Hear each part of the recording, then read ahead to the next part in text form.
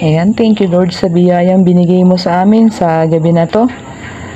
Napakaganda pong blessings at hindi na natin iisipin pa kung ano yung ulapin natin bukas. Libre na, nakatipid na naman tayo. Talagang ang puhunan lang po natin dyan ay sipag at tsaga. Ayan, meron na tayong instant na pang ulam kaagad. Ayan, iba't ibang mga klaseng isda po yan. Ito ay isang uri din ng isda na akala mo sa malayuan ay bangus.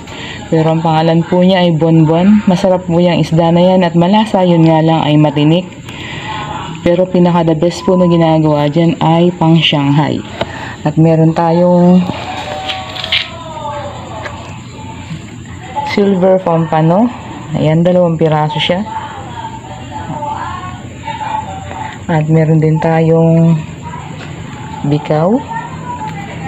At ang gaganda ng size ng ating mga agwas. Ayan, isang uri ng bana o aligasin.